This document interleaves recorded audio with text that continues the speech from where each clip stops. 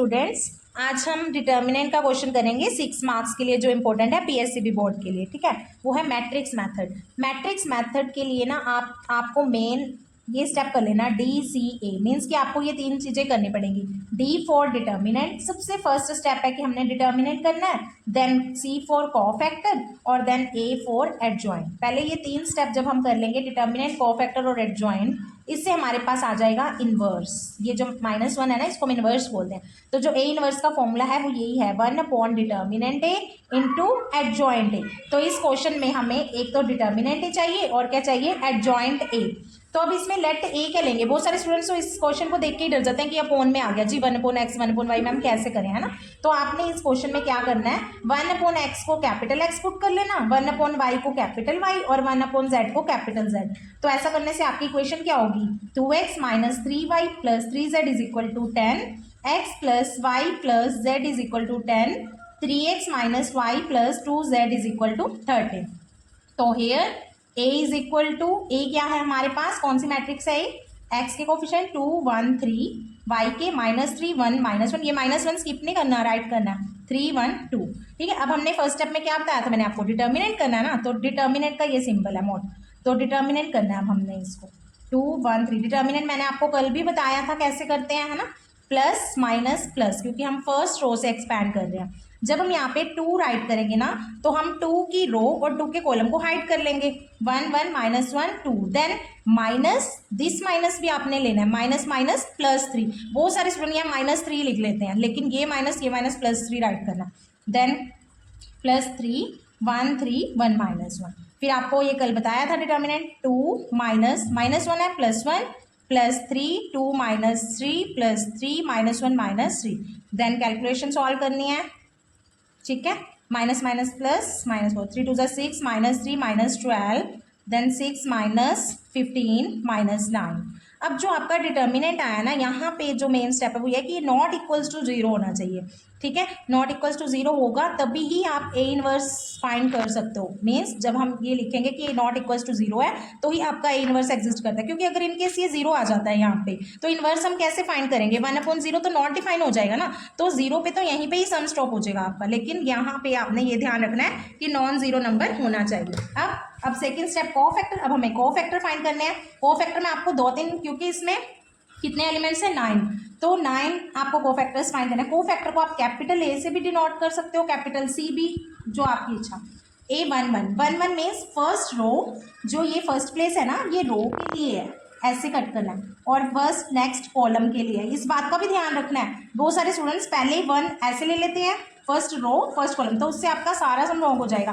1 मतलब first row then column, तो 1 1 आपके पास सॉल्व करके कितना आ गया, इसको कैलकुलेट कर लिया, 2 + 1 कितना हो गया, 3। ऐसे ही 1 2 means first row second column ना, तो first row this one, second column this one, okay. तो फिर हमारे पास क्या है, 1 3 1 2। सिमिलरली आप ऐसे बाकी भी फाइंड कर लेना कोफैक्टर्स। देखो ऐसे ही सेम 1 3 2 1 2 2 2 3 3 1 3 2, क्योंकि सेकेंड लाइन में भी 3 है ना, 2 1 2 2 2 3 वो भी फाइंड कर लिए, 3 1 3 2 3 3 भी फाइंड कर लिए। अब जो इसमें मैंने एक चीज़ आपको नहीं बताई वो क्या है कि जो भी आपके कोफैक्टर ओड प्लेस पे है ना, जैसे 1 + 1 2 इवन प्लेस है ना, 1 2 3 ये ओड प्लेस है ना, तो जिनका भी ओड प्लेस है लाइक दिस दिस और दिस, इनके हमने साइन भी चेंज करने हैं। -1 है तो क्या होगा, +1, ये -3 है तो +3, 7 -7 -1 है तो प्लस, मीन साइन ऐसे चेंज करने हैं, जो प्लस का है वो माइनस हो जाएगा, माइनस का प्लस हो जाएगा।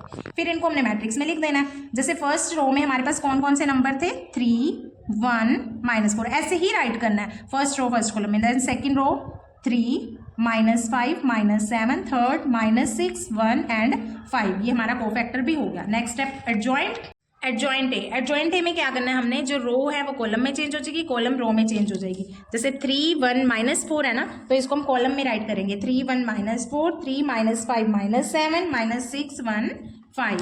Adjoint A, then A inverse का formula one by determinant into adjoint A. Determinant A हमारे पास आया था -9 और एडजॉइंट ए कितना है हमारे पास, जो भी हमने मैट्रिक्स फाइंड किया है। देन मैट्रिक्स मेथड का जो मेन फॉर्मूला है, x = A इनवर्स B, तो A इनवर्स जो भी फाइंड किया same A inverse as it is write कर देना हमने। अब यहाँ पे हमने क्या राइट करना है, बी। बी क्या है, बी है जो हमारे क्वेश्चन में इक्वल्स टू के पार्ट वैल्यूज दे रखी थी 10 10 13 10 10 13। अब हमने क्या करना है, मल्टीप्लिकेशन। मैट्रिक्स की मल्टीप्लिकेशन कैसे होती है, यहाँ से हमने रो वाइज नंबर लेने हैं और यहाँ से हमने कॉलम वाइज, जैसे फर्स्ट रो है ना, यहाँ पे फर्स्ट रो का फर्स्ट एलिमेंट, यहाँ पे कॉलम का फर्स्ट, 10 3 जा 30, देन सेकंड को सेकंड से 30, देन 13 को 6 से 78। अब सेकंड रो की टर्न है, सेकंड रो को 1 को 10 से करेंगे 10 -5 इंटू 10 -50, 1 इंटू 13 प्लस 13। अब लास्ट रो -4 इंटू 10 -40, -7 इंटू 10 -70, 13 5 जा 65। Then calculation 30 plus 30 60, 60 -78 -18। अब पहले पॉजिटिव को ऐड कर लेते हैं, 10 plus 13 23, 23 -50 -27, then minus minus plus, लेकिन साइन तो माइनस का ही रहेगा, तो 7 -110 प्लस 65 -45। अब डिवाइड कर देंगे सबको -9 से, तो हमारे पास वैल्यूज़ आ जाएंगी। क्या वैल्यूज़ आएंगी हमारी, कटिंग कर दी, 9 2 जा 18, 9 3 जा 27 और 9 5 जा 45। तो ये जो वैल्यूज आई है ना, ये हमारे पास कैपिटल एक्स, कैपिटल वाई और कैपिटल जेड की है, लेकिन हमने तो स्मॉल एक्स की वैल्यू फाइंड करनी है ना, तो कैपिटल एक्स हमने किसके इक्वल एज्यूम किया था, लेट किया था 1/x। तो हमने यहाँ पे कैपिटल एक्स की वैल्यू आई है 2 is equal to 1/x, cross multiply किया तो एक्स की वैल्यू क्या आ गई 2। ऐसे सिमिलरली वाई और जेड की भी आ जाएगी, तो वाई की 1/2, वाई की वैल्यू कितनी हो जाएगी आपके पास 1/3 और जेड की वैल्यू कितनी हो जाएगी 1/5। ठीक है, तो इसी के साथ आपका आंसर आ गया, x is equal to 1/2, y is equal to 1/3, z is equal to 1/5। इसी तरह से कल हम एक और 6 मार्क्स का क्वेश्चन करेंगे, उसके लिए आपको ये चैनल सब्सक्राइब करना पड़ेगा, तो आप जल्दी से सब्सक्राइब कर दीजिए।